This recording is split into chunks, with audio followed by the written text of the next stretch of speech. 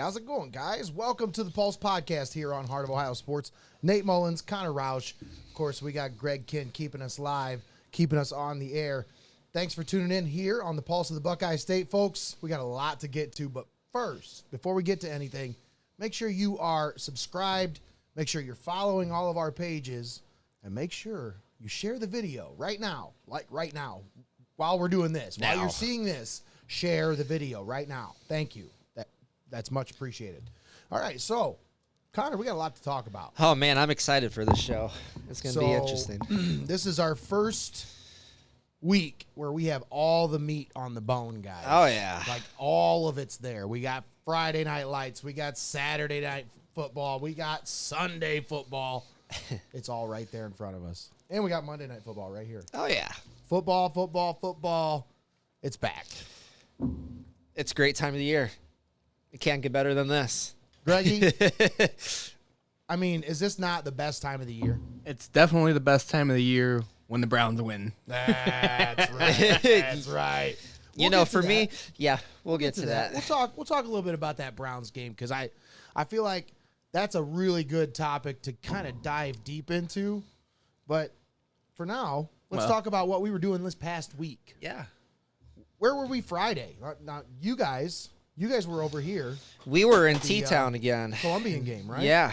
Okay. Columbian versus Bishop Watterson. Nice. Columbus team coming up to town. All right. And what a game that was. Columbian striking immediately. It was 20-0 at the end of the first. Wow. Yeah. They scored 3 touchdowns right away.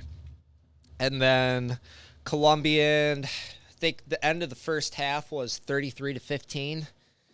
And Watterson is known to be a third quarter team. And they did their thing in the third quarter. They brought it to 33 to 27. They scored 16 points. Something like that. And then in the fourth quarter, it was a real tight game. Columbian scored the last touchdown, so it was like 37-33. Columbian was down in the fourth. So Columbian got a clutch TD, made it 40-37, and they gave the ball back to Watterson. Watterson traveled all the way down the field, and none other than I'm going to get ripped on this. Bryce Rogo, sorry. It wasn't Braden because he throws it. Bryce with the game-winning interception in the end zone to seal it and be the MST Sauce player of the game. So Bryce Rogo, the player of the game, the hero of the day, sealing the win for Tiffin Columbia. Now, this offense has really started to find themselves over the last 3 weeks. So explosive. They have put up a lot of points. They put it up in bunches. Greg, you were there. Are they getting back to that Columbian offense that we're kind of used to? I mean, it seemed like they were finding their way to keep themselves from being one-dimensional for sure. I mean, you could find it in the air and you could find it on the ground and a little bit of up-tempo, but they weren't going too fast, but you saw flashes of the way they used to do things where they would just get up there, get on the ball, get the plays ran, and get going, and they were scoring fast, man. Yep. All right, well, that's the kind of offense that we're used to seeing with this Columbian team. Now, I haven't seen them in a couple weeks now. I'm excited because, we've got a game coming up. Now, I don't believe I've got Columbian this week. I've got Columbian next week. I've got Columbian and Sandusky next week. This week, go. On the Adrenaline stream, we've got Calvert and Fremont St. Joe. But this Columbian team, they travel to Toledo Waite this week. We'll talk with Judd Lutz tomorrow at Benchwarmers for the Coach's Corner. Yeah. Tune in, 6:30, live right here on Heart of Ohio Sports. So we will talk with Judd Lutz tomorrow, and we'll see what he has to say about this because I feel like he's not looking past this Toledo Waite team at a tough Sandusky team on the horizon because he knows you can't get caught peeking. No. You got to take every opponent seriously. This Toledo Waite team deserves his attention this week. So I'm excited to talk with him tomorrow. I want to see if, the confidence is exuding from him the way I feel like it should be right now because that team's playing really well. It should be interesting. I know after the Fremont Ross game, they struggled with turnovers and penalties. And then the next following games, they're real clean, did their thing.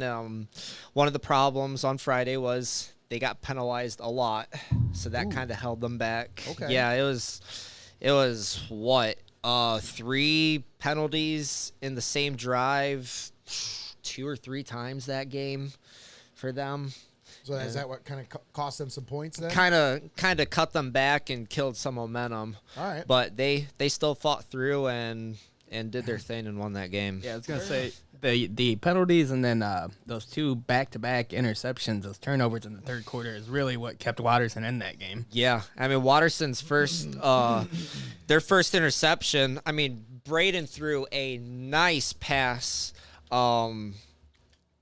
I'm gonna get ripped on again on this one. Number 3 for Colombian. That would be wide receiver. Let's see. That is not. Is that Corper? No. No, that's not Corper. it's the other That dude. is, that's Gooding. Brady Gooding, yes. Brady Gooding. So that was right there at Gooding, and the defender turned around right at the right moment and just snatched it right in the end zone. They went all the way down and scored. Now, I heard he had himself a heck of a ball game. Gooding is a football player. Well, we knew that. We knew that. Yes. The kid can play. Oh, He's yeah. been a baller since he's been Man, it's youth unreal. football. I mean, the kid balls out. Unreal. But I heard he had himself a coming out party because of the injury to Jack. Jack Corper. So Yep.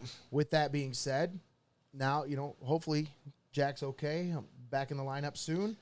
But Brady Gooding got himself some opportunities, took advantage of them. Yes, That's he did. exactly what you got to do when you're in a position like that. Take advantage of every opportunity you're given. So And like Great you job. see a lot of these players is you can see they're playing both sides of the ball really, really well, holding their own ground, and it's showing it on that Colombian team. Now, I do want to talk about Braden a little bit because I'm looking at the stats on the season, and there's one guy who, now I don't know if they're just fabricating stats over in Sandusky Perkins, but Logan Lesh, 57 out of 62. Wow. Kid's only missed 5 passes all year.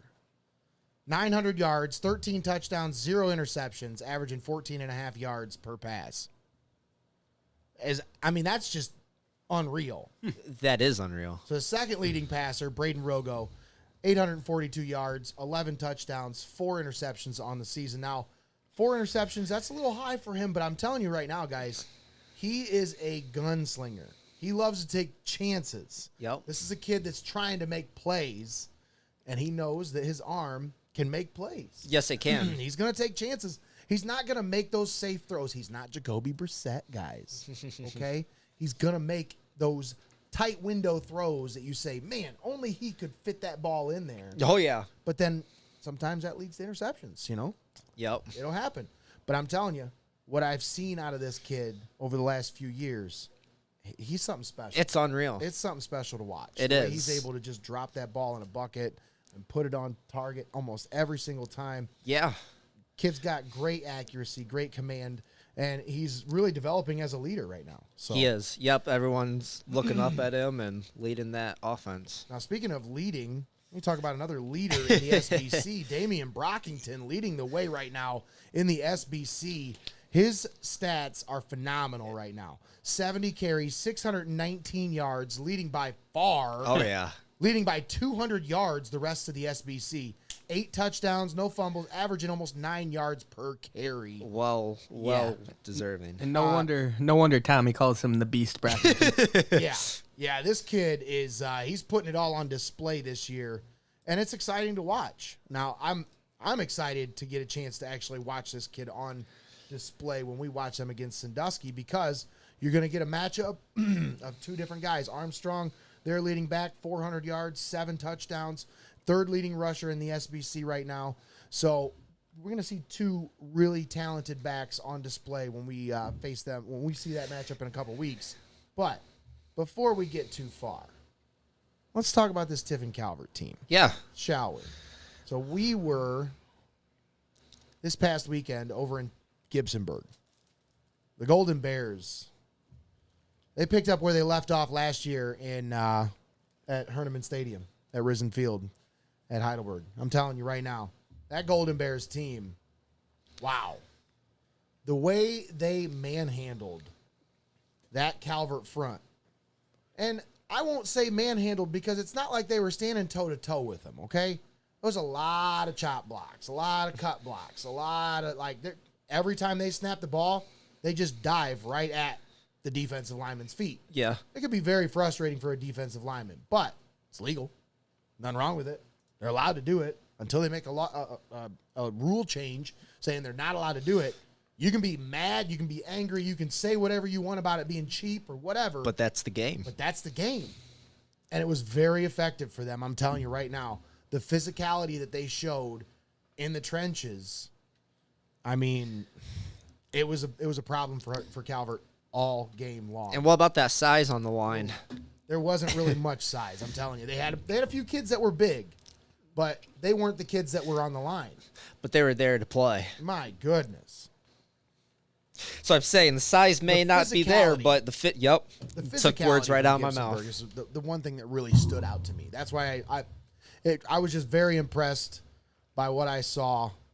And you want to talk about impressed. Connor Smith, right now, 27 yards away from 1,000 yards on the season already. And it's only been 4 games. That's insane. 973 yards, 14 touchdowns. He had 350 yards and 6 touchdowns against Tiffin Calvert. this 14 touchdowns this season. Yeah. He had 8 going into that game. That is unreal. Yeah. When you told me, and I saw that he had 6 touchdowns against Calvert alone, and if But he I'm did not that mistaken, again he last did that last year? He did the same exact thing last year. Wow. Yeah, it's just one of those offenses that it may not be the most exciting offense to watch. And they wear But on you. that's the thing, man. Like people, it may be frustrating for the other team, but it's one of those situations where it's like, hey, if you don't like it, find a way to stop it. Well, Right. from Yes, paying attention. Exactly. That's my point and has been my point all along. If you are frustrated by it, you don't like it, find a way to stop it. Yeah. And from paying attention to our wonderful dual stream on Friday nights, that game was close. And then I think you can start to tell that Gibsonburg was getting to Calvert, and it just kind of became a one-sided game. I'm not saying anything against Calvert. No, Every no, team no, in no, the no. league has trouble with these guys. Oh, yeah. I'm just saying, not- though, that it's just that wear on the other team Oh, that and by the Gibsonburg end can of do. that game, Yeah. good I mean, Lord. yeah, Gibsonburg knows their strengths, and Nate, like you told me, what did they throw the ball like 3 times or something? 2 times. And Both times, something bad happened. Yep. It was an incomplete pass and an interception. Yeah. So they knew better. They're like, we're not doing that. Wow. There's no need. And you know another thing that they knew better about? This is something that I did not know until after the game. All right, so during the game, Gibsonburg kept kicking the ball short. At first, they kicked it about 30 yards down the field, maybe about down to about the 40, 35-yard line. And then they saw something. They saw something somewhere around the second or third, somewhere around the second quarter. Okay. Because they came out and their first kick was an onside kick and they recovered it. And there was nobody there where they kicked the ball. Yeah. So they must have saw something in the coverage unit for Tiffin Calvert. Now, they've done this to Tiffin Calvert before. A few years ago, they did this exact same thing to Tiffin Calvert on special teams where they saw something on film during the first half. Yes. And they took advantage of it in the second half. This year, it led to the recovery of 2 onside kicks. They had 2 that in game. the second half. Calvert had 3 offensive possessions in the second half. Only 3 possessions. 2 of them went 2 and out, or 3 and out. Wow. Yeah. Oh, It man, was that is. frustrating to watch as, somebody who's watched Tiffin Calvert. It had to be frustrating for those kids Oh, yeah. because, first of all, they're supposed to get the ball back out of halftime. Yes. It was 16-14. 16-14. And they did that Gibsonburg was onside leading. kick. Gibsonburg comes out and does an onside kick to start out the second half. Wow. And recovers it. And I'm like, man, the stones of this guy. But then they get the ball. Calvert stops them. Yes. To their credit, they stop them. They get the ball back. They are not able to do anything with that possession. Mm-hmm. They get stonewalled. Then Gibsonburg gets the ball back. And they do They their score again. Yeah. Then they kick the ball off and they kick it short again. But this time Calvert recovers. Well, they noticed something again because the very next time they scored, Yep. Gibsonburg recovered another onside kick, and then they just never looked back. Wow. So, like I said, 3 offensive possessions for Tiffin Calvert in the second half time of possession, I don't even know. I wasn't keeping track, but it had to have been somewhere around 2/3 Gibsonburg favored. I had to have. Because I'm telling you, that Golden Bear offense, by the end of that game, they were just wearing on that Calvert defense. Yeah. Just wearing on them to the point where it was like, okay, you know what's coming next. This belly play, and it's going to be either left or right, and I guarantee it's going to gain 5, 6, 7 yards. Yeah. That's what it was doing to them every single play. Yeah, that's got to be tough. Oh, man. And I felt for those kids watching that game. I'm like, man, there's just nothing they can do. Yeah. They were yeah. gassed. I bet. So that was that game. That was a pretty impressive game. Pretty impressive showing by Gibsonburg. They're now 3-1. The Golden Bears, let's see. Who they face this week? 3-1. What? Are they tied with Hopewell at the top at the moment? So, Gibsonburg has Northwood this week, who's 2-2, and then Lakota 1-3. Monroeville is 0-4. Ew. They don't really have a good matchup until Margaretta on October 7th. Then they play Fremont St. Joe and close out the season against Hopewell. So, Margaretta's tough. They're 4-0 on the year. They're going to be tough. They're going to give anybody a run for their money. Yes. But this Gibsonburg team could be 8-2 on this season, or 7-2 by the time they face Hopewell, or 8-1 by the time they face Hopewell Loudon. You know, I'm not trying to look ahead, but this Golden Bears team, coached by Joe Wyant, I'm telling you, that's a team to keep your eye on as the season progresses. Yep. Because they showed me a lot. They run a very successful offensive scheme, and wow, Jerry Judy just I was just watching. Straight Oh, no up. way. mossed that dude. What a play by Jerry Judy. And I tell you, big Russ Wilson just dropped that one right in there where it needed to be. In Seattle. That was impressive 67 by big Jerry yards. Judy. That was a nice reception there. But I'm telling you, this Gibsonburg team looks like they could be a tough team over the next few weeks. And, Especially for being a rushing team, too. it's going to be a pretty interesting matchup on, let's see, October 7th, Greg. They play Margaretta.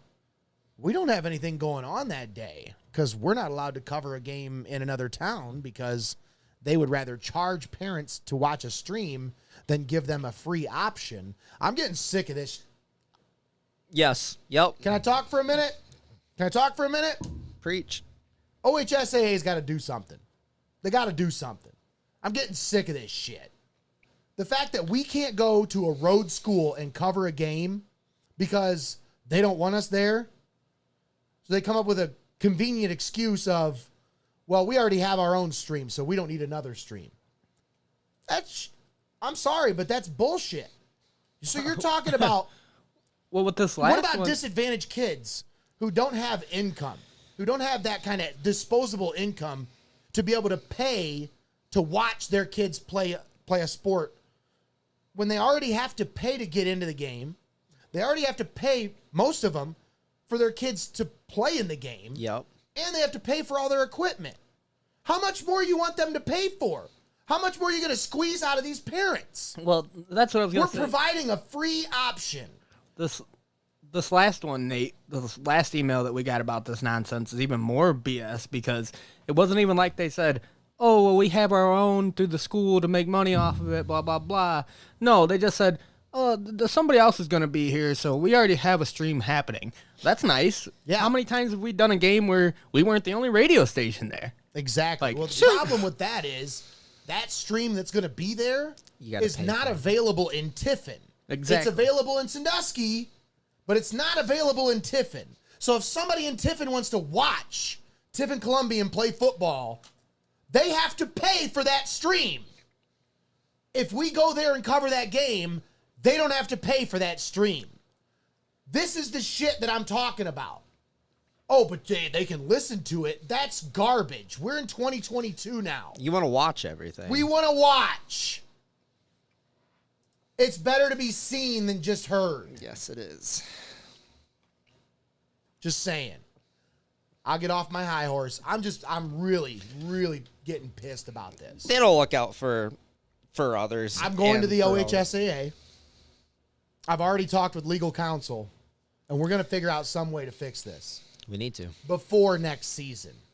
Whether it's an exclusive rights contract with the OHSAA or in its exclusive rights contract with the SBC conference, we're going to find a way to get our...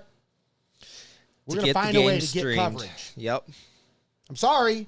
I'm not just going to give up on this. You can send me an email with your nice little curt words and say, nope, that's not, we don't want you here. Tough. In my experience, they've never been able to prohibit media from covering a public event. Yeah. How is this legal? That's my question to everyone out there. How is it legal for a school to prevent media from covering a public event?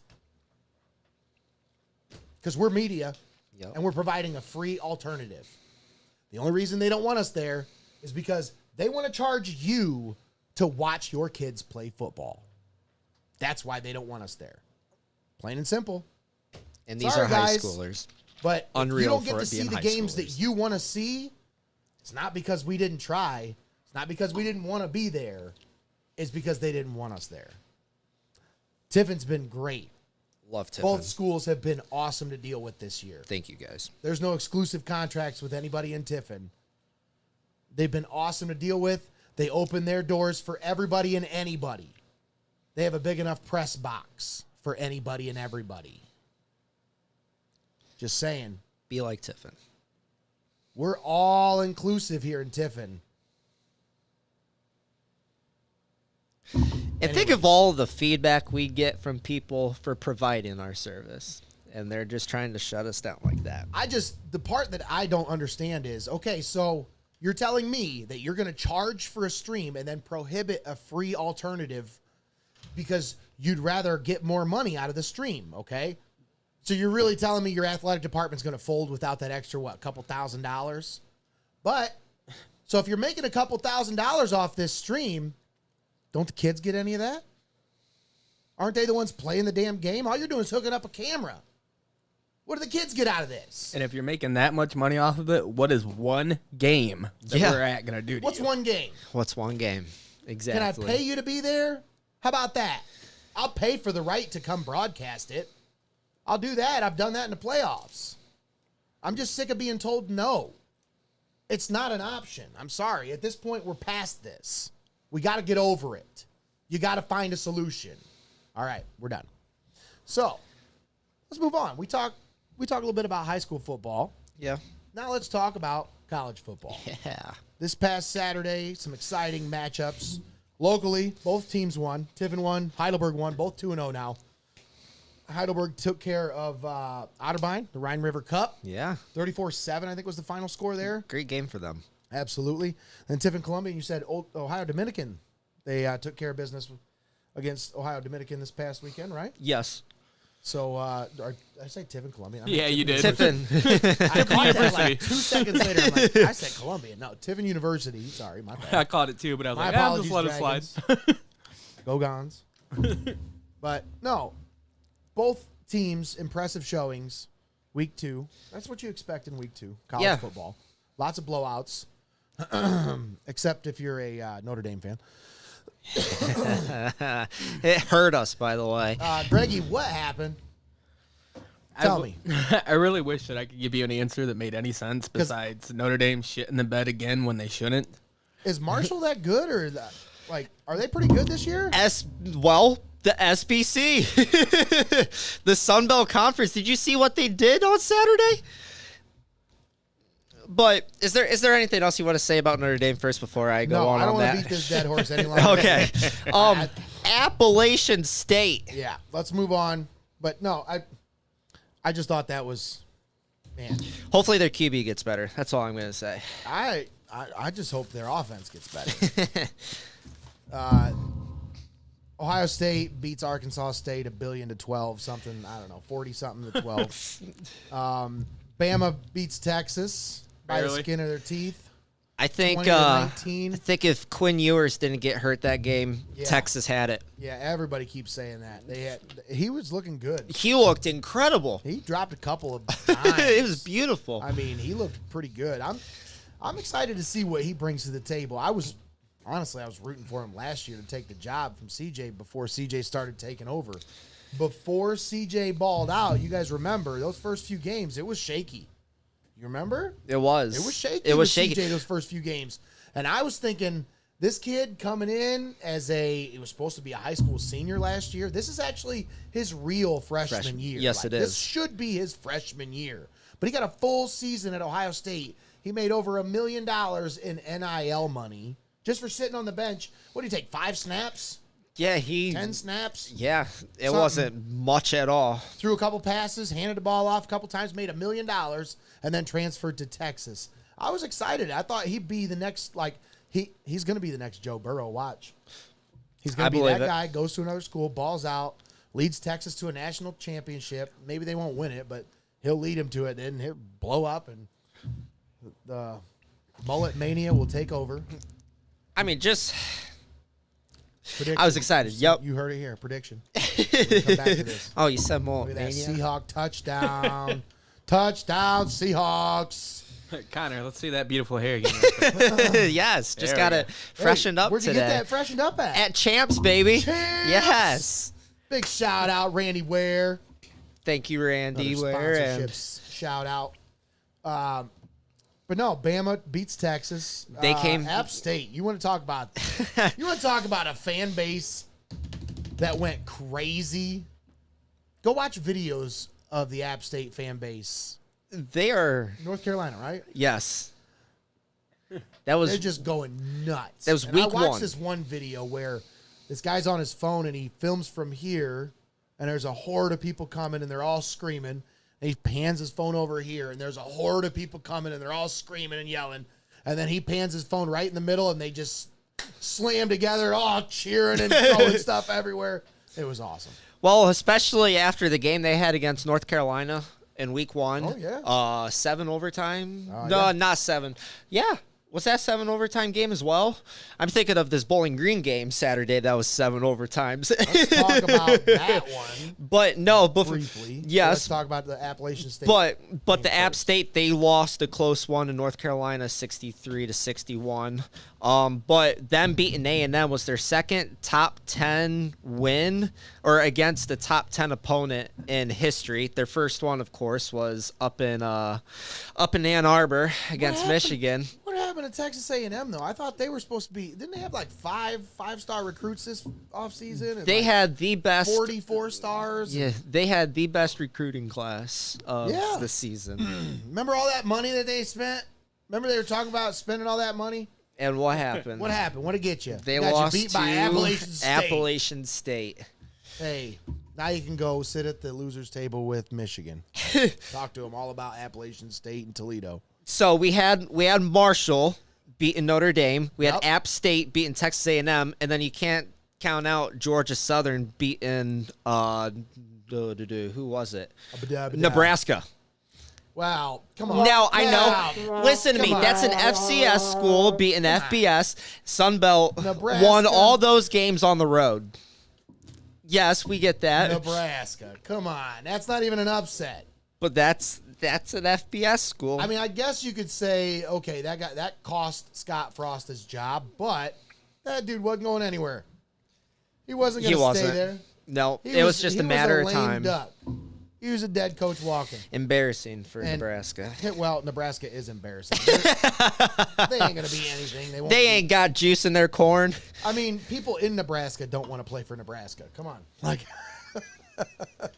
Exactly. but a couple other upsets. Washington State beat Wisconsin 17-14. Yeah. That was a big upset. A lot of transfers this year. You've seen a lot of transfer kind of, I won't say all-star teams because it's not like there's a bunch of like star-studded teams, but teams being selective with their transfer portal process, and you're seeing some of these teams, it's starting to pay off. Taking it, yeah. Washington State was one of them. Yep.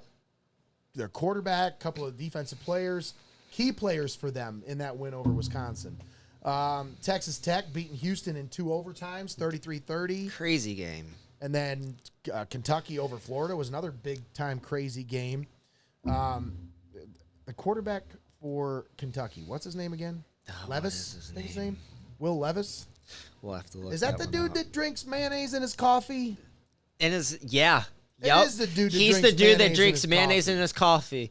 Well, they're 2-0 this year. Well, there must be something and they're to that ranked mayonnaise and they're in your ranked coffee, I'm ninth telling in the you. top 25. So that mayo's paying off so far. I don't know. That Must is be something so to it. weird. Never even heard that before. Yeah, I wouldn't even try it. Ugh, that's nasty. Not even. Greggy, that might make coffee drinkable for you. I don't know. No, those things do not go together. That's disgusting.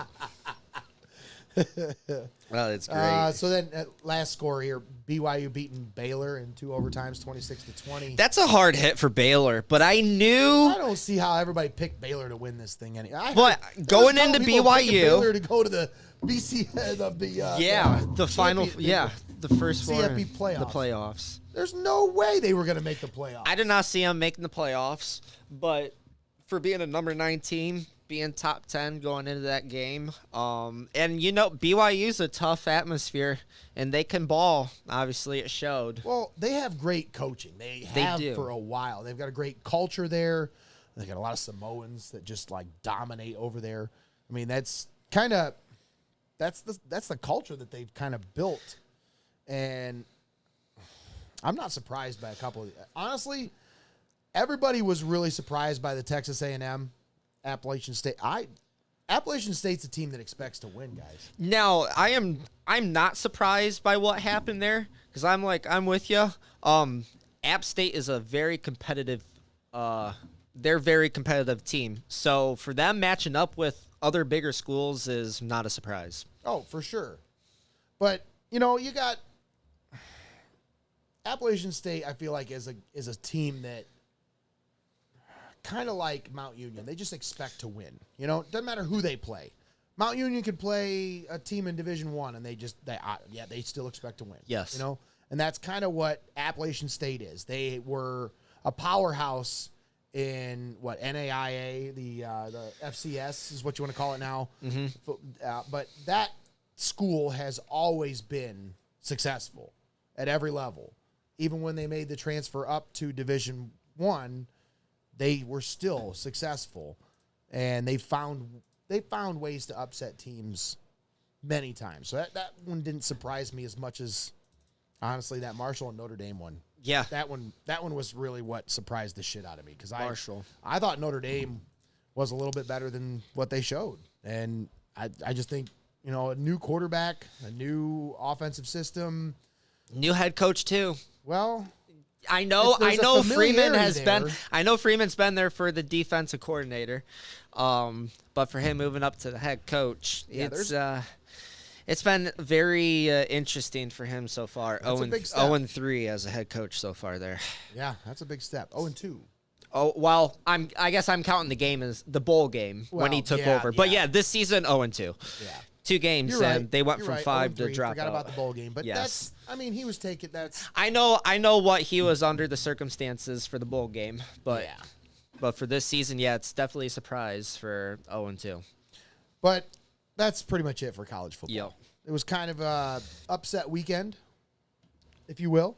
3-4 big time upsets, but other than those games, there was a lot of blowouts. It pretty much was, yes. I mean, did you see 6 Big Ten schools on Saturday scored 50-plus points? That's, I think that's a record. Is that a record I thought in the Big Ten FBS? They're not that good at offense. You see, it's the Big Ten East. All of Big Ten East and Minnesota are undefeated. Really? Yeah. Huh. Yep. Okay. So that's good for our side of the ball for Ohio State because, I mean, just as long as the conference can stay on our side, the schedule's tough and showing them teams are having good season. Just add to the resume for people, ESPN and everyone else not liking Ohio State. Yeah. Make our cause for the playoffs. Yeah, well, we'll see. They got to take care of business. Yes, they do. They'll always have that one hiccup, whether it's Purdue or Iowa or Michigan State or whoever. There's always going to be that one hiccup on the schedule where they're just looking past that team, and that team's looking square right. They're looking them right in the eye, My team that I see is, I know they're not hot right now, but They got Iowa on the schedule this year. Ohio State does. The last time that happened was Iowa destroyed Ohio State at Iowa. So that one is in Columbus this year, and that's So a you game think that they that's should the not. game? I do believe that is a game that Ohio State can't look past. All right. And that's a big redemption game because they lost that. That was like 56-24 in Iowa the last time they played each other. Well, Ryan Day's usually good for one of those every year, so we'll see. Let's move on. Okay. Let's talk NFL because we're sitting here watching a game, and it's getting exciting. What You got game your this Broncos is. down by 17-10 to the Seahawks. And what the hell? Where'd they find this Geno Smith? I thought Drew Lock was starting. Geno to be honest Smith with you, is like on fire. He's only missed one pass the whole game. and now there's Geno Smith. 17 out of 18. He's got 2 touchdowns, almost 200 yards passing. That's ridiculous. Who started Geno Smith in fantasy? Nobody. Come on. Nobody. But, yeah, I don't blame you. I wasn't going to start him either. So let's talk some of these games that happened over the weekend. First, we'll start out with a Thursday night game, Bills-Rams. Bills, I loved big-time it. win over the Rams. Love to see that. Just That was dominated. awesome. Dominated. Josh Allen, real deal. Real deal. Stiff arm sealed the deal He's a there. stud. he's That dude he's an is a amazing stud. QB. You think he'll get MVP this year? He's voted favorite. I think that he is going to be one of the favorites for sure. I don't know. There's a couple other guys that I could see in that same conversation. I never count out Aaron Rodgers. Obviously, he's got 2 back-to-back. You can say all you want about that week 1, but if I remember correctly, last year week 1, I mean they got destroyed by the Saints, The like Saints. 35-7. Yeah, that was. Didn't he throw like 3 interceptions in that game, and he looked like shit and yelling at his guys on the sideline. Next game, they come out and they ball out, put up 30-some points. Oh, yeah. Guarantee Packers rebound. Big game for Aaron Rodgers next week. Aaron Rodgers is one of those guys that's always going to be in that conversation. I don't think Tom Brady is this year. I think he's going to be one of those guys that he's going to have a rough go of it. Sunday was interesting. Last night was an interesting night for him, and he even said it himself. When you only have 1 touchdown and what was it, 5 field goals that game combined on both teams. Wow.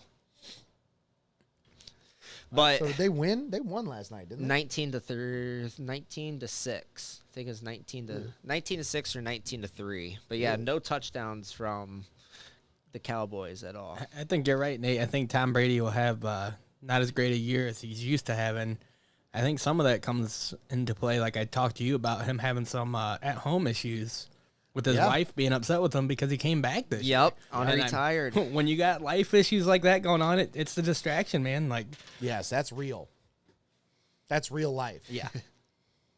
And that's something, another thing, with Tom Brady, you're talking about a guy who lost his starting center and then lost the backup to his starting center. So now he's on the backup center. And now he lost Rob Gronkowski from last year. And they don't have some of the same pieces around. Ronald Jones is another guy that's gone from last year. They don't have a lot of those same pieces that they've had in the past. But they added some other talent. They've got a Russell Gage. They've got some other guys that they can spread the ball around to. That's always been Tom Brady's MO, is not one guy or not one stud, but let's spread the ball around to a bunch of different guys. It's usually when he's at his best, but I just don't think they're going to have a great year because he's going to have guys in his face all year long. He is. That offensive line, and Tristan Wirfs, I think, is out too. So it's going to be a tough task for him most of the season. And then there's a couple other guys that I could see in that MVP conversation. But Josh Allen, I think, has kind of cemented himself as the front runner after that Week 1 performance. Big-time performance against the Rams. Oh, yeah. Let's talk about some of these other games. So Green Bay goes down to Minnesota, 23-7. Kevin O'Donnell, new coach for Minnesota, debut, gets a win And he got a big one. Statement over the win. Green Bay Packers Yes. in Minnesota in front of the hometown faithful. That's a big-time debut That for a new sure coach. is. And then Justin Jefferson balls out. Now, what's the deal with the Packers not putting Jair Alexander on him? Like, okay, so they want to cover Adam Thielen with Jair Alexander. That makes no sense. No. You're wasting your best talent for somebody who, I mean, you could have put a slot guy on him, you know, like Right. a nickel corner. Yeah. Not saying anything against Adam Thielen, but he's not Justin Jefferson at all. And that dude just balled out yesterday. So that just, to me, I was scratching my head thinking, why did they not put their best corner on him? But whatever. Right. Big time win for Minnesota. Packers will probably rebound next week. Big time win. We'll see. Chargers, 24-19 win over the Raiders. This one was honestly, this one was a little bit. I didn't think this one was going to be how it turned out. This one was a little bit confusing to me because I'm watching this play out on just scores. Like, Yes. I'm watching the scores on my fantasy app. You know, I'm watching the duel between these, and I'm watching Derek Carr threw 3 interceptions in this game, and the Raiders still had a chance to win. The Chargers, on the other hand, force 4 turnovers in that game. 3 interceptions. Well, I think they had a fumble as well. Yep. And they still almost lost that game. So, to me, the Chargers look like their defense looks tough. And that Raiders offense is going to be tough to stop this year. So that's a good week 1 victory for the Chargers. But I don't know if I could see this team as like a Super Bowl contender just yet. I think they got to show me a little bit more. Yes, I agree with you. And I mean, was it the AFC West getting huge expectations this season? Oh. I mean, they're pretty much saying every single team, Chiefs, Broncos, Chargers, and Raiders make All the going to playoffs. make the Super Bowl. Yep, they're all going to the Super Bowl. It's the 4 AFC teams versus Yep, 1 they're all just NFC team. They're all just going to play They're gonna in the play. Super Bowl against the 1 NFC team. That's funny. It's the pro Super Bowl. But no, the Chargers will definitely be an exciting team to watch this year, I believe. We'll see. The Chiefs will be interesting. Now, they had a statement win over Arizona That was a for big not win. having Tyreek Hill. First game without Tyreek, and Pat Mahomes throws 5 touchdowns. Yeah. I think he threw them to like 4 different players too. I mean, there's a couple of key contributors in that game, but I really think you can't overlook Pat Mahomes. No. You know, the additions of Valdez-Scantling and Juju kind of helps to open that passing game up a little bit more. They already have the deep threat in McCole Hardman. All right. That is their Tyreek Hill who can take the top off the defense. Now, is he as fast as Tyreek? No, there's not many No. people in the NFL who are. But is he fast enough to take the top off the defense? Yes. Does he present enough of a threat to where he's going to take that top off the defense, take that extra pressure away from some of those guys underneath? Absolutely. And that's what you saw yesterday. Valdez-Scantling and Juju Smith-Schuster both had excellent debuts. The Chiefs just manhandled the Cardinals. What I mean, was they were that? all over them that whole game. What was that, like a 44-25 win or something? But it was 21. 21, yeah. And the so it was- Cardinals, ugh. I mean, there was some plays in there. Kyler Murray. It's like you couldn't even read that defensive play before the ball was even snapped. Well, And he's too busy playing Call of Duty. So. got to get them extra points, I guess. But one game I do want to mention is it sure did not take long for the first tie to happen in the NFL season. Oh, my God. And Can those we- 2 teams are in the same division. Can we? No team from that division won a game. No. Not one. And 2 teams from that division played each other. So, yeah. Tough debut for Matt Ryan on the Indianapolis Colts. Man. And the Texans were actually leading early in that game. Yes, they were. 27. The Yeah. Colts came back and tied it up. But they But- couldn't do anything. They could not do anything. Kickers couldn't do anything on Sunday. Man. I don't know So about- many missed I don't field know goals. about, yeah, you can say all you want about kickers, but my kicker, Yeah. my kicker, yeah. my guy, he Made was what, Mr. 4? Automatic. Made 4 4? out of 4, including I think he was 3 for 3. Is that a on extra franchise points, too, or record 2 for 2 going on extra 100 points. in a game? Actually, he did set the Browns record for longest field goal kick. He beat Phil Dawson with that 58-yarder. Phil Dawson had a 57-yarder, I believe. Is what it was. Wow. His first game as a Brown sets a Browns record. Yeah, He definitely. That's awesome. and I don't think High we've had. praise that I don't night. think we've had a good kicker since Phil Dawson. We really haven't. No, there hasn't been. And it's kind of like the same way with the kick return game. We haven't had a good kick returner since like Josh Cribbs or Travis Benjamin. You know, like we haven't had a good kicker since Phil Dawson. I don't think this regime really has cared about the special teams game until just last year, where you lost multiple games by 1 or 2 points. They finally said, okay, yeah, we probably should invest in a kicker. And they spent a 4th-round pick on this kicker. And at the time, I'm sitting there thinking, you drafted a kicker in the 4th round? He was the highest drafted kicker ever been drafted, right? Well, Janikowski was a 1st-round pick. Oh, okay. So I saw some kind of stat. The about it. Raiders It must flubbed have been, that up. It must have been the highest drafted kicker in like so much time or something like Yeah. that. Like, But this kid proved why he was worth a 4th-round pick yesterday. 4 for 4, including a 58-yard game-winning field goal. Ice in his veins, man. Take me through that play. What was the game-winning field goal like for you, Nate? So for me, as a Browns fan, I will tell you this, okay? I was not afraid of the kid kicking the field goal at all. I had no... For whatever reason, I was calm as cool as a cucumber when it came to my thoughts on whether that kid could get it done in the kicking game. Now, was I that knew he was because- going to make that field goal. But my issue was when Baker drove them down and they kicked that field goal to take the lead with like 1 minute and 13 seconds left, I started packing the stuff up then. I thought they were done. Right then. I thought this is Browns. This is the Browns. This is how it goes. It's week 1. We don't get to win. We're just going to keep losing. Nope, no win for us. So I honestly thought that was the time when, okay, I looked at my son Isaac and I said, so do you think it's going to be his 3rd or his 4th pass that he throws an interception? His 4th pass, he almost got called for intentional grounding because it was a spike, but he fake spiked it and then spiked it. If they would have called intentional grounding, it would have been the most Browns thing I'd ever seen in my life. But luckily, they escaped with a win. Jacoby Brissett did just enough. He didn't do, Just like you said before. he wasn't just above and enough. beyond. He wasn't your, guy that was going to light up the scoreboard. But did he have any batted balls at the line? Greggy? no, sir. Did he have any interceptions? Nope. Did he have any fumbles? Nope. Did he take care of the ball? Absolutely. And we won. That's all I need.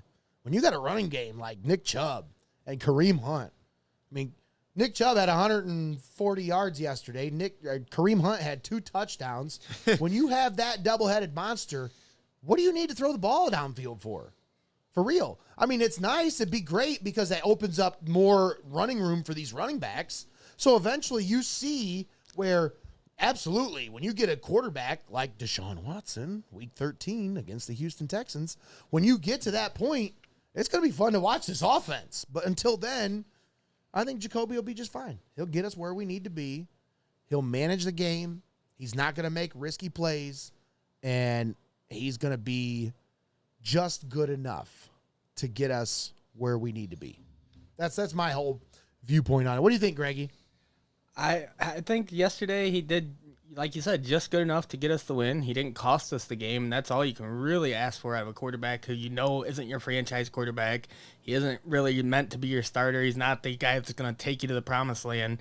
So, yeah, that's pretty much all you can ask out of him is don't lose us the game, and he did that yesterday. Exactly. So I feel like, there's some room for improvement with this team, but it's something that, I don't know. I feel like as a Browns fan, you should be pretty excited about being 1-0 because I haven't been 1-0 since I was 21 years old. Speaking of excited, let's see if we can pull up the video here from the Bears Den and put it above you guys' head. See how excited you were here, Nate. Ooh. Check this out here.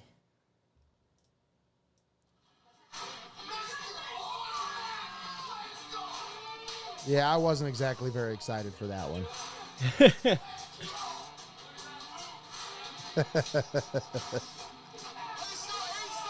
Here it is. This is the last play of the game.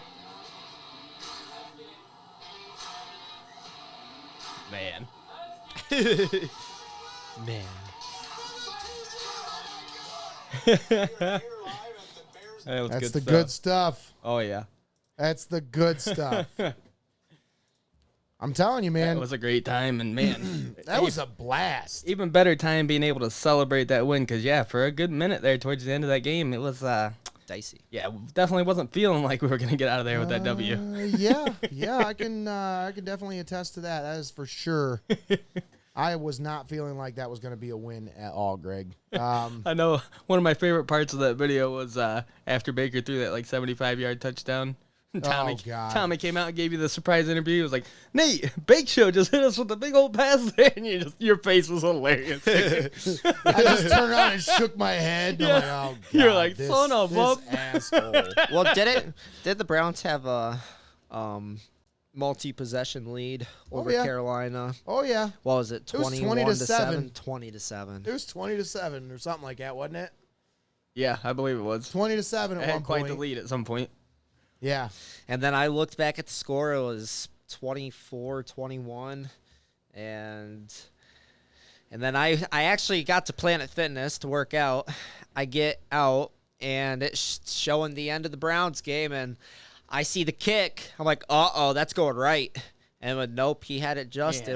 It went right in, had the and good- it was perfect. A good Nice hook on it. Yeah, it had a nice hook Little- on it. Nice yeah. little curve. So I'm not a Browns guy, obviously. I'm a Broncos, but Oh, it was that- nice seeing the Browns get that Week 1 win. Not a Browns guy. Is that why you were too good to show up and hang out with us, Connie? That's exactly why. Yep, that's why. It's messed up, man. He says, "Oh, Browns, never mind. I won't be there. You guys go ahead. You're good."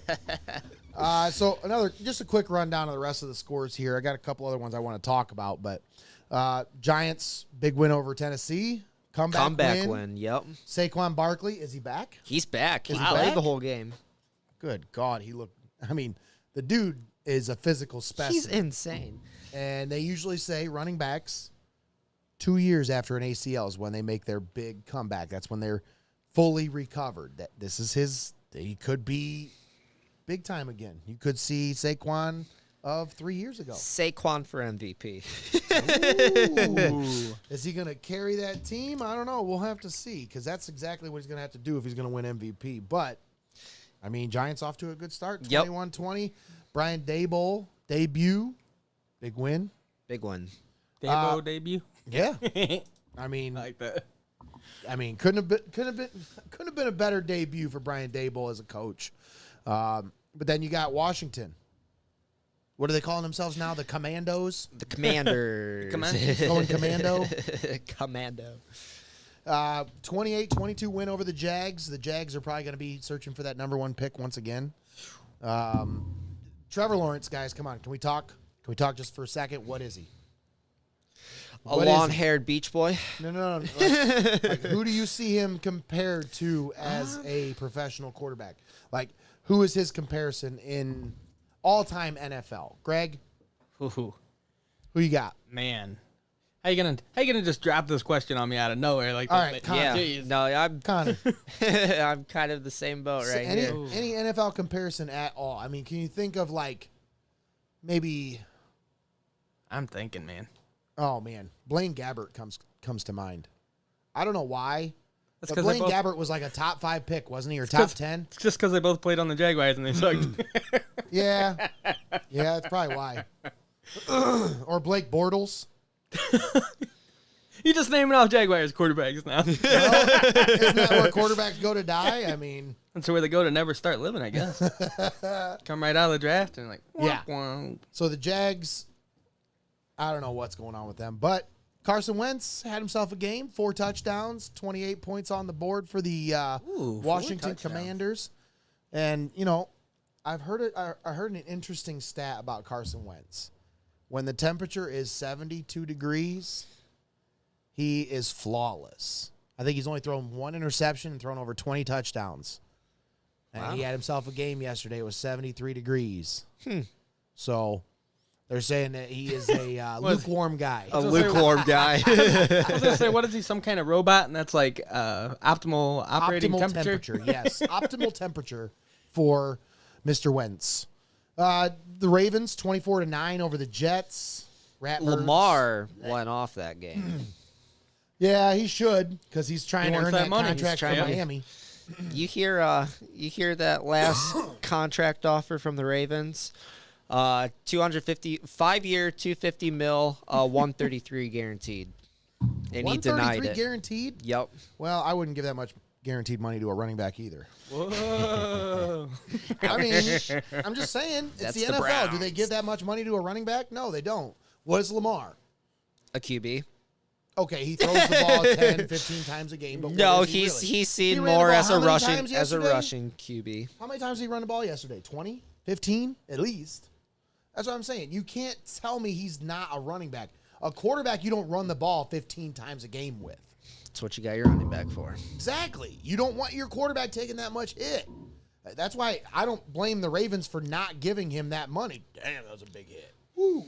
Yeah, you give him that guaranteed contract. He takes off running one of these games, takes a big hit, and he's out. And then you're out yourself. You're screwed. Exactly. Yes. And he's such a spindly guy. He's got really like thin limbs. Like all of his limbs are thin.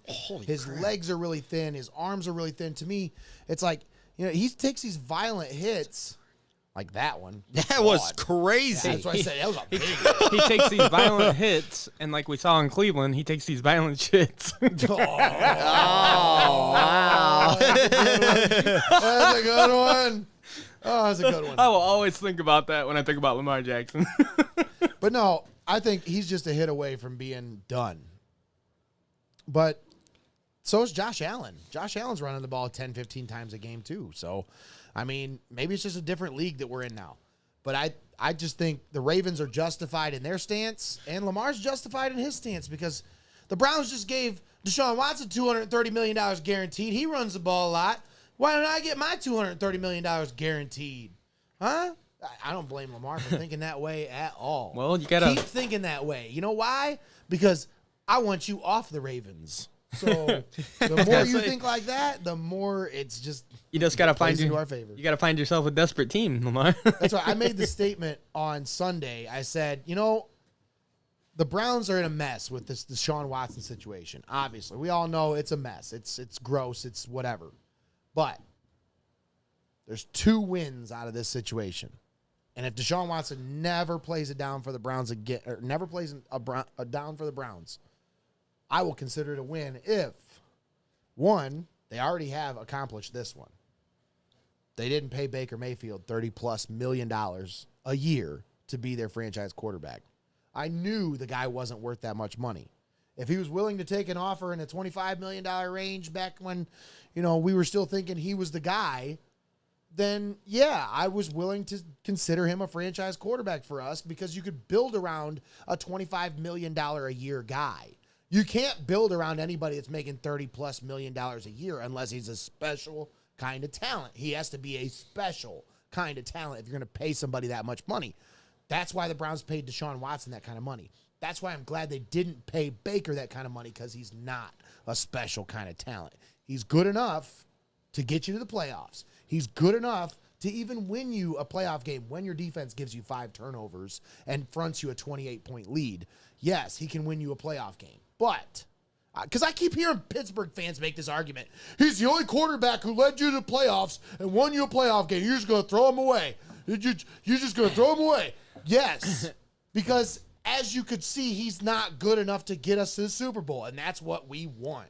It's not good enough to just win a playoff game. We want to win a Super Bowl. And Steelers fans just want to talk shit to talk. Oh, I know. If Baker was still our quarterback, they'd be talking about how terrible he is. Oh, but if they would have signed him in the offseason, if because we he's cut not him our and they quarterback. signed him, Yeah. they'd be talking about how awesome he is. Yep. But because he's not our quarterback, we're all a bunch of idiots, and Baker was the best thing we've ever had. And blah, Yep. blah, blah. And they're- But to me, it's just like if the Browns accomplish that by not paying Baker, and if they accomplish jettisoning Lamar Jackson from the Ravens by paying Deshaun Watson an absurd amount of money, like that's a win. that's a win.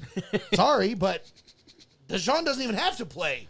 You didn't pay Baker all that money, And Lamar's probably gone after this year. I mean, are they going to franchise tag Lamar Jackson for I don't see $50 it. million next year? That's the rumor.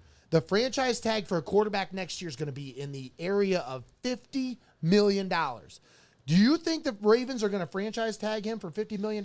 No. I don't see it. They're not willing to pay it Yeah. to him now. Why would they give it to him in a franchise If tag? you're gonna franchise tag any quarterback, it's got to be one that can throw the ball just as much as he can run the ball. Well, now the Redskins, back when they were the Redskins, did that with Kirk Cousins. If you remember, they let his contract play out, and then they franchise tagged him. And then they let that play out, and they franchise tagged him again. And then they let that play out, and they said, you know what? You're just not quite good enough. You can go ahead. You can go sign with another team. Dallas did that to Dak Prescott. Exactly. But they ended up signing him Yes, because they knew that they couldn't find anything better. That's what it really came down to. But that's what they were doing as well. Yes. So I think that's the angle that the Ravens are taking. But I don't think Lamar's the kind of guy you want to franchise tag because that's a lot of money to be thrown at a guy who could be one hit away from being done. Done, yeah. Dunzo. Like, he's a special talent when the ball's in his hand. But once it leaves his hand, he's not that special. Sorry. Look at their problems they're having, too. Especially their running backs just trying to stay healthy. Oh, for sure. So what's going to happen, yeah, if that does, where really is your offense after that? So, Ravens 24, Jets 9. Jets, until that Cougar killer comes back, they're going to be a mess. We love you, Zach. We love you, Zach. We need you. Come back. He's one What of the is guys. it? Three Zach weeks is he's one out. of the guys. Come on now. Oh, he's He the got that guy. dog in him. He's the man of the year. He got that dog in him.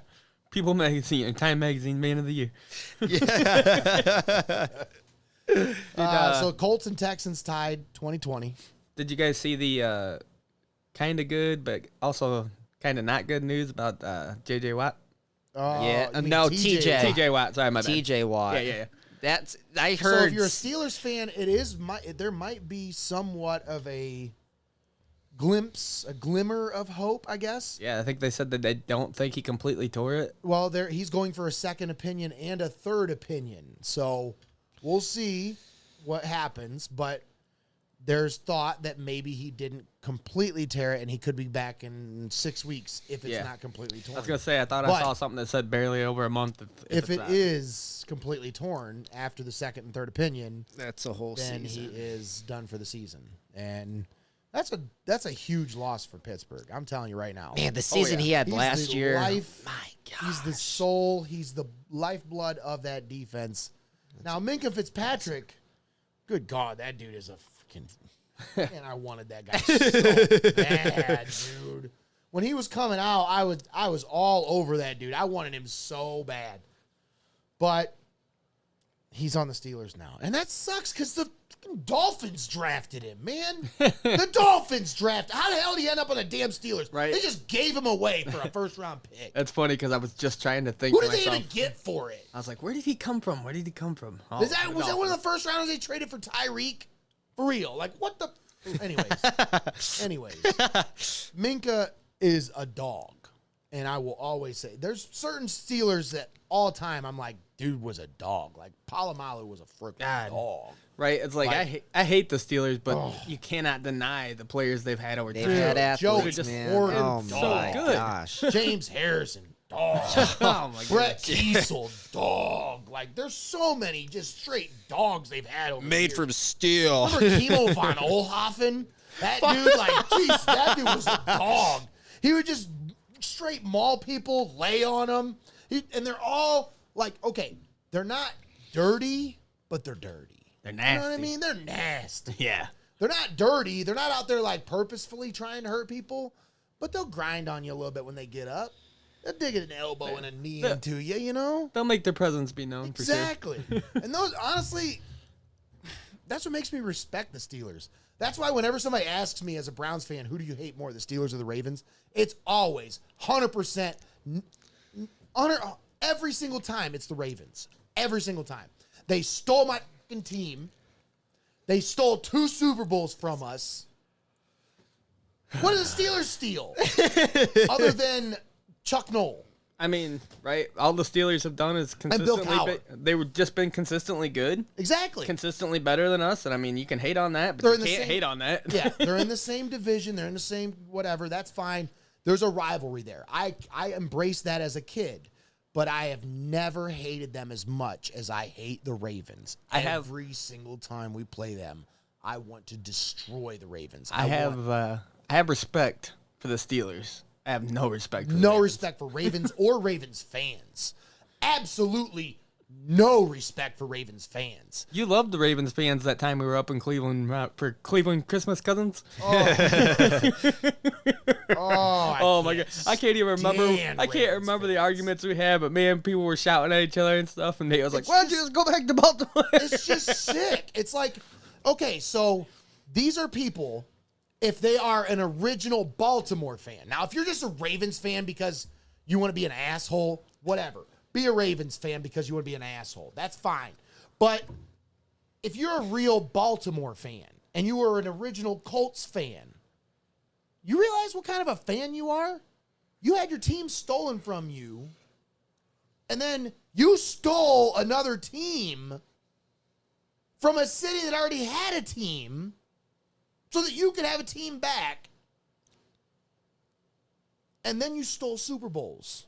Because that first one, that was ours. The second one, okay, I get you. All those players were gone. But yeah, First one, you've got to look into this stuff. Like, look at the draft board. All that those stuff, draft it came picks from were Cleveland. ours. Yep, everything came from Cleveland. you had 2 draft picks the first year you were in existence. You know why? Because Bill Belichick traded for those draft picks to set up the Browns for a Super Bowl run. Which set up the Ravens for a Super Bowl run because they took our team from us. He scouted Ray Lewis. He scouted Jonathan Ogden. Yep. He scouted those dudes, and he had him on his draft board. And Ozzie Newsome took that draft book with him to the Ravens and became the Ravens player personnel scout.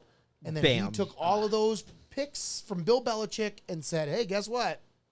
I'm going to take those guys. And that's another reason why I can't stand like the Ravens fans is because like you were handed on a silver platter a team that was ready to win championships. Exactly. And like you've so you never got one. known Yes, you've never known the struggle. You've never known any struggle at all. They just handed you a team that was championship material and like The within a Browns few were years. There you go. Always a championship contending team up until they left for Baltimore.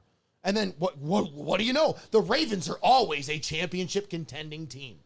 Oh, gee, what do you know? Oh, geez, I wonder where they got. I wonder where you get that culture from. Where did you get the formula? Where did you get the foundation? Hard-nosed running Like- team, hard-nosed defense. Sounds like the Browns of like the 70s, 80s, and early 90s. Yeah. Exactly. I'm sweating right now. I'm so pissed. I get heated talking about the Ravens. It's just like get good on your own. The Steelers, I don't like them, but I guess I hate them more than the Bengals, okay? Like, out of the 3 teams, it's Ravens and then Steelers and Bengals. Okay, I'm just saying. Like, that's where my fandom lies. So, I know a lot of old school Browns fans are way more into the Steelers rivalry. Like, the old school Browns fans, when they hear me say I hate the Ravens more, they're like, whatever. The Steelers are the real rivals. No, you don't get it. Like, I was a 10-year-old boy when that happened. Like, no, 12. I was 12. I remember that. I remember taking all of my Browns gear and putting it in a trash bag and putting it at the top of my closet and telling my mom I wasn't going to wear any of it until they came back. And I did. And I saved it.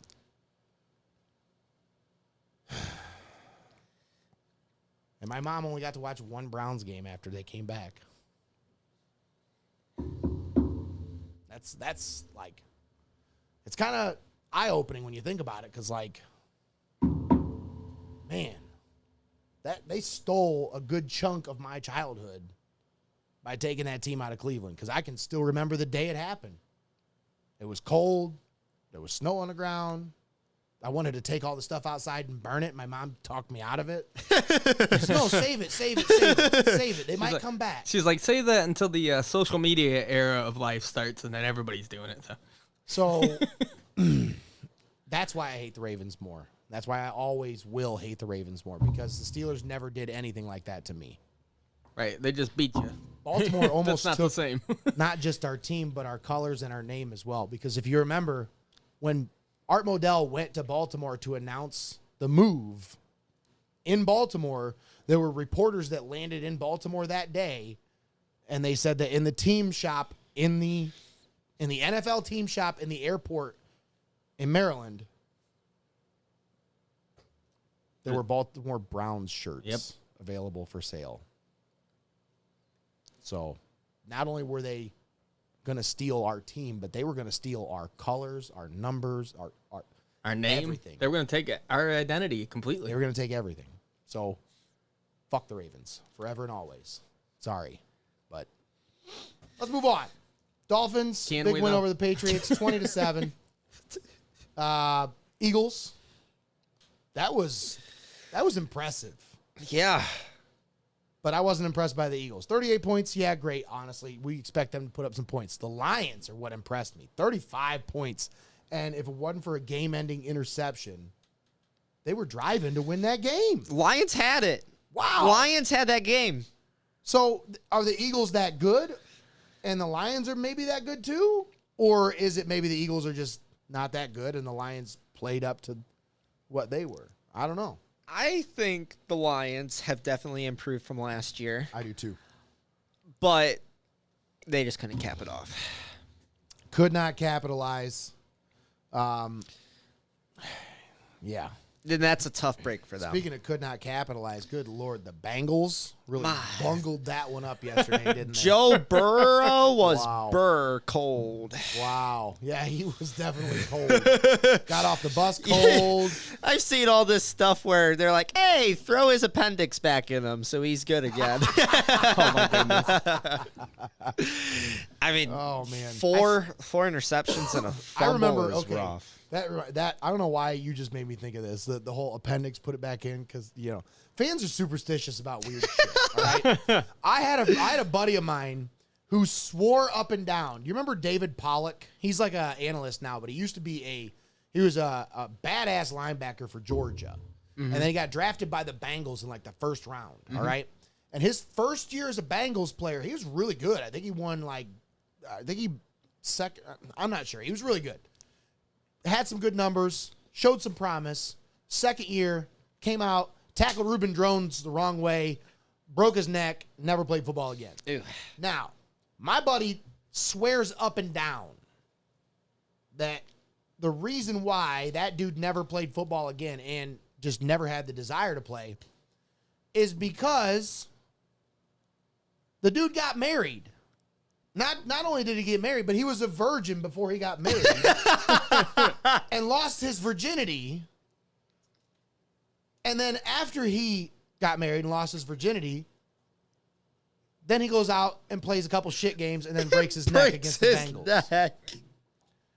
He says, swears up and down, well, that's why he sucks. He lost his virginity. He had all that going for him. Yeah. All that, Man, that is one card you can't get all back. that young bull energy. Got released. Yeah, the wife got him neutered, I guess. I don't know. No, that just made me think of it like you said, put the appendix back in. Did you know he broke his neck or whatever against the Browns? Yeah, it was Reuben Drones, dude. That's what I'm saying. Like, Oh, yeah, yeah, okay, he you tried to did say that. tackle Reuben Drones, and Reuben Drones just ran him over. I'm pretty sure I remember the Browns were backed up inside the 10-yard line when that happened, and Pollock came up and filled the hole pretty well, but Drones just ran him over and ran for another 10, 15 yards after the fact. And then he stayed on the field for 10 minutes. They had to bring out the cart and everything. Your buddy might be onto something here because it says that he was pretty much cleared. They thought it was going to be a career-ending injury, and then they said, well, as long as the rehab and everything goes okay, you should be able to play again. And then the Bengals coach basically came out the next year and said he was not completely comfortable with where he was medically. Uh-huh. Yeah. So it doesn't sound like he had to quit playing. He probably's like, I made my millions. I got my rocks off. I'm good. I made my millions. I don't need to go get hit by big guys anymore. I'm ready to start living my life now. Oh, so Steelers with a big win over the Bengals. But, man, the Bengals, can you say that was a win or can you say it was a Bengals loss? Like, for real, what did that feel like to you? As an outsider's perspective, what did it feel like? Was that a Steelers win or was that a Bengals loss? They both were, man, they both had so many opportunities at the end of that game to win, too. Yeah, I guess Yeah. it depends on what point of the game you would ask me, because at one point it was definitely a Steelers win. They were just throttling the Bengals. And then all of a sudden we turn the game on and I see the Bengals have played catch up and we're tied. So at that point, you would say the Bengals lost that game because they got back into it and couldn't finish it out. Nope, Yeah. I'm with you. I think Bengals lost that game, especially with all Oh, for sure. getting sacked 7 times and turning the ball over 5. I just don't understand how Joe Burrow, the guy who had all those accolades and all this press coming into the season, and he's just going to be the next guy. He's going to be your top 3 quarterback. You know, he's already into that top 5, top 3 conversation. And now he comes out and just shits all over himself that first game. I did see some kind of stat that was up. I think it was either before or after the game. I don't remember when I saw it, but basically saying that like Burrow struggled against the Steelers last year, like Yeah. in the same fashion that he had a really rough time, threw a lot of interceptions or whatever. Like, so maybe it's just the case of that Steelers defense has his number. They've got him figured out, man. Yeah. Or the case of just the AFC North. That AFC North is a meat. I was gonna say grinder we every definitely had year. their number. Yeah. Say he struggled against the Browns as well consistently. Yeah, he has struggled against the Browns, but I think that's just because we wear orange helmets. Would you stop with that? You keep saying that. They have stripes on their. So what? Are you gonna say that's why they brought the white helmets so they only wear Yeah, those I I against thought they the were going to wear them Cleveland? against the Browns. I really did. I was like, they brought these white helmets because they wanted to wear them against the Browns. That's why. And then they're not. They're wearing them against the Eagles or something like that. I don't get it. Whatever. Anyways, Greg. so Bears. We got to talk about this game. Slip and The slide Bears. game. That was I'm Wow. telling you, if there was There- ever a game where I was watching saying, man, I'd kind of like to play in a game like that, that was one of them right there. You see I they mean- you see their penalty? Oh, They wanted to kick a field goal. So how do you they get called for an unsportsmanlike conduct for putting a towel on the field, Greg? What? A guy tried to put a towel down on the field to sop up some of the fucking some of the Yeah. water off the field, Whoa. and they call an unsportsmanlike penalty on the guy. 15 yards. Dude, that's unreal. Oh I man. can't believe it. Did you see when they kicked that ball though? All the water that splashed up. They had squeegees on the field. Squeegees on the field trying to get water off. That don't make no sense. Unreal. I'm gonna see if I can pull up a picture here. You see The, you see that Justin Fields sliding across the that field. was awesome. That's the NFL's cover photo now. it should be. It's awesome. I Justin love it. Fields. I don't think I got a Justin Fields picture. You see that the Bears had a proposal for what was it? North of Chicago for a whole new dome, all new facility. Get out of Chicago. Really? So what are we Well, thinking, you like- see Soldier Stadium is owned by the city. It's not owned by the Bears. So if you're a Bears fan and you're hoping for some kind of a new stadium, or obviously you're hoping for a dome, right? Yeah. I would go for a dome. But there's a lot of purists out there who think that, oh, well, you got to have the elements involved in football. Football is a game played outside. It needs to have the elements. That's part of the game. What, are you one of those fans? No. Thank you. No, Thank you. I'm not Ah. because Put a dome on every damn stadium. Play all the games inside. I don't want elements to affect these players on the field. I don't want elements to affect injuries. I don't want shitty fields to affect injuries. These are all different things that affect. Oh, well, you're going to Soldier Field, so you got to deal with a shitty field. You're going to Tampa Bay, so they've got a shit stadium, and That's- their turf sucks. You're going to the Raiders, and they have a baseball field in the middle of their field. Like, Well, if you're that's the saying kind that, of stuff then- that I'm like, can we stop?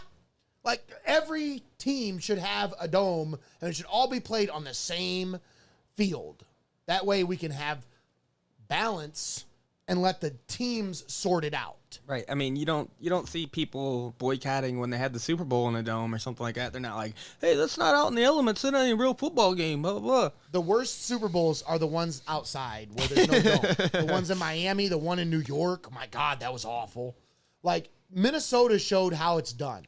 You have a Super Bowl in a horrible environment, but it Hell was of a game. huge success. That was awesome. But they have Overall. like a top-notch facility. That to host a- when they were showing Super Bowl.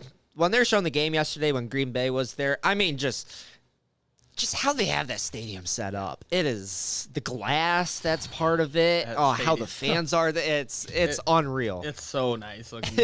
I want to go there That's sometime. one of the stadiums that I want to go to. Yes. The Vegas stadium's one I want to go Ooh, to. man, that thing looks nice. Oh man, I got to go to a game. But there I for mean, sure. you can't beat brand new. Like the stadiums that they're building right now, they're light years beyond. You the see, stadiums that's, that And they're Jerry's playing. World. I mean, everybody Yeah. everybody should want to go to Jerry's. Jerry's Oh World. yeah. I mean, come on now, like that place looks like an amusement park. Like, I mean, With the jumbotron that keeps getting kicked by footballs and stuff. Got hit well, last SoFi, night. I thought the look of SoFi looks cool, but it's like I don't know. To me, that jumbotron that wraps around like the circle thing in the middle, Yeah. Man, give me a big screen. Don't give me that weird looking like band that goes around. Like, how much can you really fit on that thing? I want the whole. I want the jumbotron. You know, like I want The the whole jumbotron screen. I for want to a be able to sit reason. in the upper deck and see everything on that screen. Not, yeah. I don't have to squint for. man, I never really even have thought about how nice that would be when you're sitting in the nosebleeds. You know, like, I've sat up Right. high in the stadium, you know, in Cleveland Stadium and stuff before, and I've never thought to myself, man, it'd be so nice if there was a big old screen right in front of me and I could see what was Exactly. happening. That'd be awesome. And that's what I'm talking about. If every game was played in a dome, you would have that, and you would have maybe not every dome has a jumbotron, but every dome would have some kind of a way for the fans in the upper deck to watch the game where you actually see what's going on. And you can't tell me that it's not also a cost-effective thing, because think about the wear and tear on your stadium from sure. the weather and the elements. And Like, you can all still those have seats, grass all the field. aisles, yeah, all that stuff. Oh, Another fumble. Oh, fumble! What Oh, the touchback. hell? Oh, who is that? 33? Who's this guy? Oh, why is he in there? Who's this guy? Dude, that's the second straight drive It's like, from I'm the starting him on Broncos. fantasy They next week. fumble inside Oh, the red zone. Javonte Williams. What? He's not supposed to fumble. Good thing I didn't draft him. I passed on him like 3 times. Oh, man. Frustrating for Broncos fans. Second But straight no. drive. What's the score right now? Domes, that needs to be a thing. Every stadium should have a dome. But the Bears. But then again, here I am saying, how fun would that be to play in a game where there's soaking wet and the guys are sliding around on the field? Like talking out both sides of my ass now. I mean, it's a thing where it's cool both ways, but it sure would be nice to have the option to close the dome if you had one, you know? Yeah. Yes. Yes. Like when it gets that bad, yeah, you close the roof. I know Carson Wentz would like that. Oh yeah. He's like, Yeah, can we it turn definitely would. That dude will never lose a game. Carson thermostat to 72. I was gonna say, can we turn the weather or the temperature to 73? Oh Jesus! Saints 27, Falcons 26. Boy, the Falcons really shit that one away, didn't they? They had a it. lead. They had it by. I It think was they were like winning what, by 26-12, Yeah, I think they were winning by 2 touchdowns. Sounds like classic Falcons. and they blew it once again. No lead is safe if you're a Falcons fan. I'm glad I'm not a Falcons fan. That's it. That's the NFL roundup for Week 1. Interesting week though. How'd you do fantasy wise, Connor? No team this year. No fantasy. What? No team this He's a year. busy I never, man. Whoop, whoop, whoop, whoop. I never got around to it this year. Too busy working on everybody's vehicles and stuff all the time. Just cleaning everyone else's vehicles and fighting fires. It looks like I'm going to be 0 for 3 here. Yep. oh man. Let's see. Yep. 0 for 3 to start the week out. Well, I'm in here helping out with this stuff, and then I'm down there at Bears Den helping out with that stuff. J.K. Dobbins is a game time decision They don't announce it until 11:30. I'm already putting everything together. I never had a chance to check my lineup before the game started. I go up, check all my lineups at like 1:30. He's out. J.K. Dobbins out. Oh, cool. 0 points for that one. Nice. How nice. That was awesome. And then who was the other guy? Oh, yeah, Elijah Mitchell goes out in the first quarter. Done for the next 6 weeks. I mean, it's also week 1 too, you know. Darnell Mooney, 1 catch for 8 yards. Like, bleh. Man. I was gonna say some guys are still finding the groove and stuff, and then you're really just now getting to see what these players are bringing this season. So Then you got Kadarius Toney, who he's gonna go off this year. He's gonna have a great year. Yeah, 2.3 points, no catches. Najee Harris goes out in the first half. Yeah. Jones goes out. Like all these guys, I'm like, oh yeah, these guys are gonna be studs because they always are, and then they get hurt. What is up with all these damn injuries? Is it because they shortened the preseason, Greg? Is it because they shortened the preseason? See, I we don't need know, more man. preseason games. I don't know, man. I thought that was a good idea, honestly, but it's hard saying. We gotta get these guys toughened up. Damn it! We can't be having all these stars going down with injuries in week 1. Like, look how many guys got hurt. Dak Prescott gets hurt. T.J. Watt gets hurt. Who else? I mean, there's a bunch of guys that went down. Did you see both those plays though from Dak? How his hand hit the defender? Oh, that just looks so uncomfortable. Oh, it was in the same drive too. Is that how he injured his hand? He's got to have surgery, Yeah, he was right? throwing the ball, and the defender stuck his hand up, and his hand went right into the defender. I thought it was from doing that warm up where it was like twisting his That No. doesn't hurt his hand. Now, if he's got like back problems or something like that, he's out today with back spasms because he's over there dancing around. All right, so guys, we got a busy week coming up. Coach's Corner tomorrow, bench warmers. Judd Lutz is our special guest. Make sure you tune in right around 6:30 as we'll be bringing you the Coach's Corner once again live from Bench Warmers Restaurant and Delivery. If you can't make the trip out, then tune in right here on Heart of Ohio Sports. We'll be streaming it on Facebook, YouTube, Twitch, on our website as well, heartofohiosports.com. But please, try to come out and join us. Come on and have one with us. I was gonna say, if nothing else, at least maybe throw some comments in the comment section. Ask if you got any questions for Coach. That's the time. That would be stellar. I'd love if any of you guys have any questions for Coach Lutz. Tune in tomorrow, 6:30, right here on Heart of Ohio Sports. We'll have the Coach's Corner live from Benchwarmers Restaurant and Delivery, and we would love to ask Coach the questions that you want to know the answers to. So, Over Under Pod this Wednesday, 8 o'clock. Another episode. Joey Krajewski, Aaron Steyer. Now, they were in here on yesterday in the morning. Early Sunday morning, yep. Doing a little bit of fantasy Yeah. forecasting. I don't know how their forecasts went, but I did give them a little bit of a sleeper pick of mine, and I should have played him myself because I didn't listen to myself. I was sitting here, I'm going, Michael Carter's a sleeper pick today. Well, if I'd have started him, I might be in a better position right now. Of course, that's Rashad Penny. How exactly did Brissett do in fantasy yesterday? Oh, I don't know. Probably not very good. 'Cause I I don't even mean- think he threw for 200 yards. Yeah, I just wasn't sure exactly what his numbers would have been since he didn't have any turnovers or anything like that. I wasn't sure how good he did because I know you were joking around with them during their little video saying to pick him. Right. They were like, no. Aaron's just No, shitting all over anything no. that's Browns related. No. That was a total joke. But, I mean, I was just did he gonna- have great fantasy numbers? No. I was just gonna say I was gonna laugh real hard if you were totally joking, and then he ended up having some good numbers. He got But the one that he's got- matters, though. Yep, there you go. That's exactly right. That's the one that matters. So, Over Under Pod this Wednesday. Tune in, Joey and Aaron. They'll have all the latest for you. Week 2 of the NFL season. We're not week 4 NCAA now, right? Yeah. Week 4. For college football, it is Week It'll be week 3. Yep. Yep. So, Yep. Notre Dame's well, only got technically 2 they losses. did have so. a first week with like a couple of weird matchups. Remember? There's the London the game. one in Ireland and No, why did I say London game? It was, it was Dublin, it was- right? Yeah. Yeah, where they. It was somewhere. Of course, That it was- was Ireland, where the credit card machine went down in the first quarter, and they just started giving away free beer to everybody until it ran Oh out. my God. Yes! Of course, that happened in Dublin. Yes! Was McGregor there? Here, have some proper 12. Hey man, that sounds like a party right there. A Pardookie. So on the Adrenaline stream this Friday, that is on Facebook, YouTube, Twitch, and on our website, heartofohiosports.com. Don't forget that is an extra way you can watch. You can find Tiffin Calvert versus Fremont St. Joe. That's right. The Flashes, right? That will be Fremont St. yeah. Joe Flashes? Yes, I Crimson believe Flashes? Streaks. Streaks.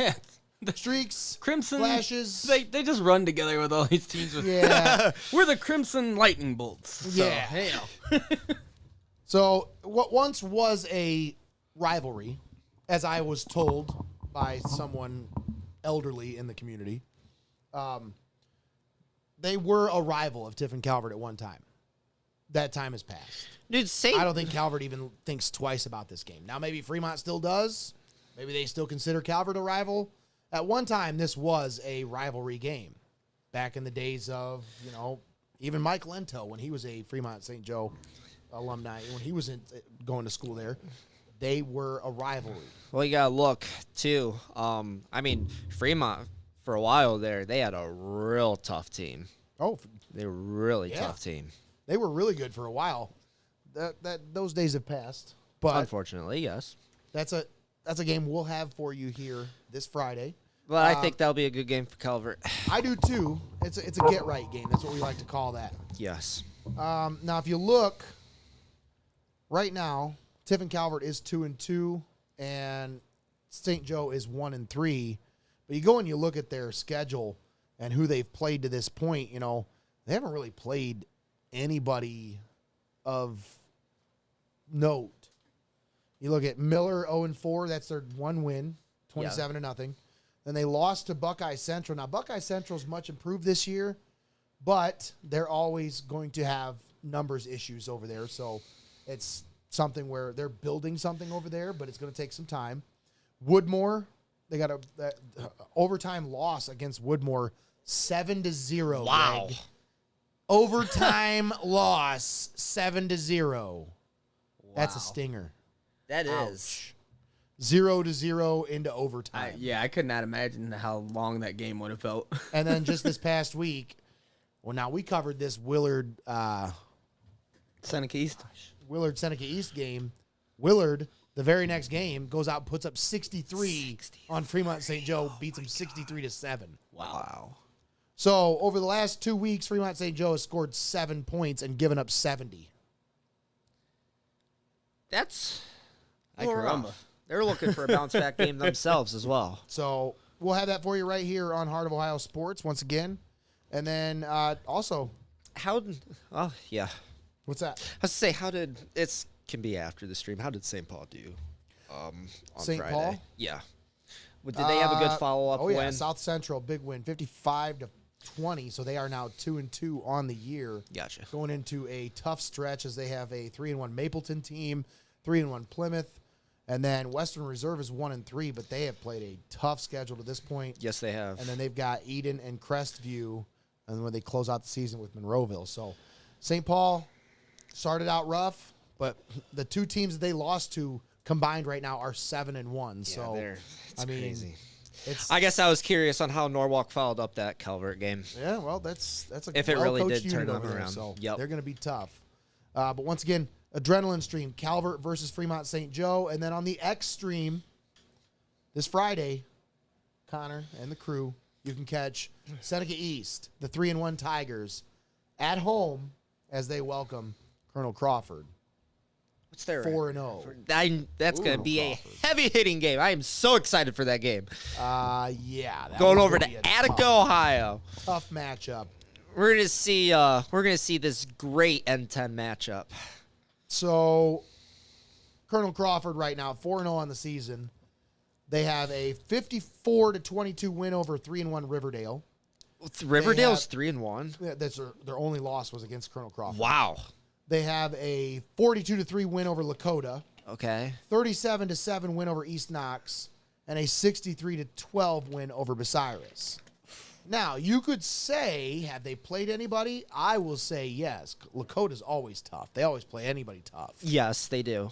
But Riverdale, they could be an improved team this year. So They've really bounced back these last few years. Riverdale has. But Riverdale has their 3 wins. They have a 35-34 win over Hardin Northern, who's Okay. 2-2. Okay. But then they beat 0-4 Corey Rawson 41-0. Well, there's that. 0-4 Van Loo 47-6. Don't take my word. So I don't know how much Riverdale's improved, but you'll have that. But anyways, so tough matchup for Seneca East this week. They host Colonel Crawford, but they are 3-1. I expect that to Another be a comeback heavy win game. for those Tigers last week. I mean, Upper gave them a game. Upper Sandusky They were was winning up most on of that game? Yes, they were. Upper was up on that game most of that Crazy game. to me. So once again, Seneca East versus Colonel Crawford on the X Stream. You can find that on YouTube. Just search Heart of Ohio Sports X, the letter X, dash stream, or you can also find it on heartofohiosports.com. That's right. That's another way to watch right here on the Pulse of the Buckeye State. And then Saturday, rounding out the week, Heidelberg under the lights. Yes. The Berg versus Ohio Northern. 7 o'clock start, 6:50 pregame right here on Heart of Ohio Sports and on the OAC Sports Network. I'm Make so hyped sure for that game. That you tune in right here, as I will not be on the call. Wow. Yes, I have to be a best man this Saturday. I have a wedding to go to. I have duties to perform. So Well, I'll tell you what, Nate. I always think you're Well, the best Nate, man. Yes, I appreciate you are. that, You Greg. took the words You out of my know mouth, what? Greg. I was just saying That's you great. are the best man. That's good stuff. I like that. But no, I'm wishing you guys luck. I think it's going to be a great game. I think you guys are going to have a great call. And, I mean, it's going to be in the hands of a great crew, folks. So you're going to want to tune in this Saturday right here on Heart of Ohio Sports as we bring you Heidelberg versus Ohio Northern. That's pretty much going to do it for us tonight, man. Any final thoughts, Connor, before we let you go? I mean, you got your NOS can out here. You want to give any shout-outs? Dude, Sheldon finished. He had a great weekend. He finished 4th on Saturday. Yeah, At a nice. $25,000 race. So they're out in So Cali, right? 4th for 25. What do you get for that? Well, 5, 2, 3? he gets. I think it's around at least 5. Oh, he that's gets at gas least money. 5 for that. Yeah, so it's decent money. But they've been racing out in California, which is well over 100 degrees out there right now. Yeah. So that's real hot. But no, It's a little Sheldon's bit- doing good. A little bit different environment than it is Yeah. down here. And then you got to think too. You got Yeah. you got They the can keep it. temperature, and then you also got the heat inside the car as well because it's real hot inside Yeah. the heat. And then you got your fire suit on, everything. And then Yeah, I you can keep am all that. I am also really really excited for Saturday because this will be my first Heidelberg game this year. So sir. I'm excited to get the college game in. Well, Connor, we'll figure out how to use you best this Saturday. I think we're going to have the game plan over the next couple days to figure out what our crew's going to look like, who's going to be where, what the moving parts are going to look like. But you can guarantee that we're going to have a quality broadcast for you. Zach Dillon will be twisting the dials, keeping us live. Greggy, I'm sure, is going to be helping in some capacity. I know Tommy's going to be there for that one. This will be an elite crew. Tommy, Joey, Connor. We'll have most of the guys in action for this one this Saturday. So make sure you tune in right here on Heart of Ohio Sports. Greggy, any final thoughts, man? No, man, it's a good weekend to be a Browns fan. I'm happy. Victory Monday, big smile on my face. Like, we can keep that one going, that's for sure. That's right. Let's go, Brownies. Yeah, you're not going to get me to say let's go, Broncos. Connor, sorry. Let's ride. Bronco country. I get so much crap off that. I love it. So I just rub it in people's faces. Oh, man. Let's go, Russ Ross. is Ned Flanders. Let's go, Ross. The Ross bus. I am on the Ross bus. All right, guys. Well, that's going to do it for us tonight. Once again, for Connor Roush and Greg Kinn, I'm Nate Mullins. You've been watching the Pulse podcast here on Heart of Ohio Sports. Please make sure you share the video and help us out. Subscribe on YouTube, folks. We're at 500 followers, 500 more, and we can do some really cool stuff for you guys. I'm telling you, please help us out. Share the video, subscribe, like, follow, all that stuff. Thanks again. Have a great night, everybody.